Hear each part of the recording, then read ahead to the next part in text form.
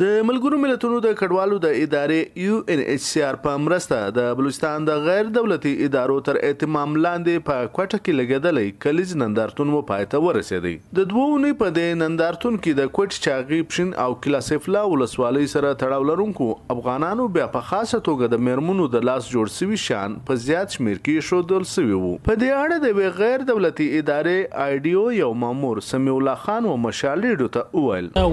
افغان ریفیوجی ویلیجز دي په دغه کې موږ کار کوو. دا پروژیکټ موږ تقریبا 2015 شروع کړی دی. په دا پروژیکټ کې موږ 250 کسان چې دي په هغه کې 215 سیدي زنانې شامل دي. دا کسان ته موږ په مختلفو ټریډز کې موږ ته کشیدکاري یا موټر بایک سو یا موټر سایکل سو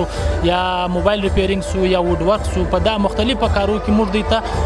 سیدي ټریننګ ورکوو او د شپږ میاشتې کورسونه موږ ورکوو چې بیا دا خلک د دا قابل چې دوی سبا خپل یو روزګار یو خپل ځان ته باعزت روزګار وګټي او د کور دپاره. په دا کې تقریبا په دا 250 کسانو کې تقریبا تر اوسه پورې 200 داسې میل کینډیډیټس میل بینیفیشریز دي. هغه خپل په مارکیټ کې په مختلفو مارکیټو کې یا خپل دکان خلاص کړي یا د چا سره په دکان په مهانه باندې لګیایي مختلف د خپل روزګار د لپاره یو کوشش کوي. موږ د سره په لګیایو په دا باندې تقریبا په دا مختلف پروجیکټس کې په دا پروجیکټ کې لمر سره د افغانستان د مختلفو سیمو سره لمر سره کسان دي. دا لمر سره په مختلف ایج میل فیمیل دواړه کې دي. خو د ترقی فاونډیشن سره تړاو لرونکي میرمن ثانیه احمد وایي چې د دې نندارتون موخه په ملکی او نړیواله کچه د افغاني میرمنو د لاس جوړ سوي شیانو لپاره ښه مارکیټ موندل دي. دا چې موږ کوم سکلز ورشم کار ورزده کوو د لاس کار سو د ماشین کار سو د غالۍ جوړونګ سو د دې کې دا راځي نو درې جوړونګ غالۍ جوړونګ دا ګرد کارونه راځي او د دې په چپ اوس موږ یو نوی کار ناوله درزده کار دی آرټ اینڈ کرافټ په نوم باندې دی. هغه کې موږ دوی ته چې د ناوله د لکه گلاسز دی گلاس جل سموږ کینډلز جوړو او د دې په چپ موږ فریمز دی ګلدانیا نشسته کوم دارنګ د کور د سجاوټ په پچ کوم شیان زی هغه مرزده کو دا ګرد شیان موږ دوی ته چې ورزده کو بیا موږ دوی ډایرکټ لینکیجز او ډیولپ کو د لوکل مارکیټ سره اور بیا اوس موږ په دې کې را روان یو مخته چې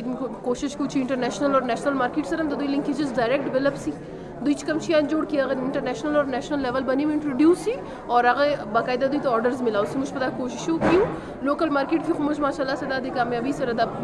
خپل شیان بیان دوی چې کوم شیان جوړ کړي دي هغه انټروډیوس کړي او ښکارا مې کړي خلکو ته اور هغه باندې موږ ته آرډرز ملاوي چې موږ هغه آرډرز هم دوی ته دغه ورکوو دوی شیان کار مار په وکړي هغه شیان کمپلیټ کړي بیا فردر یې ورکړي. و نندارتون ته راغلي یو ځوان ضیا خان ډیر خوشبینه او خپل عکس العمل څه داسې راته بیان کړي. دا یو ډیر ښه کار سوی دی سپیشلی دا کوم زموږ افغاني خوندې چې دي دغه کارونه دلته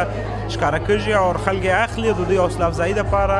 او زه هم راغلی یم چې د دوی څه شیان واخلم او خپل کور ته ویستم خپل کور په ښایسته کړم او د دوی لږ حوصله افزایي په دا ذریعه باندې وسي. دلته د کارپوهانو وینا ده چې د دغه ډول نندارتونو څخه نه یوازې و افغانانو بیا په خاصه توګه و میرمنو ته ښه ګټه په لاس ورځي بلکې د دوی صلاحیتونه هم په ډیره ښه توګه د نړۍ په مخ راښکاره کیږي. ایوب ترین مشال ریډیو کوټ.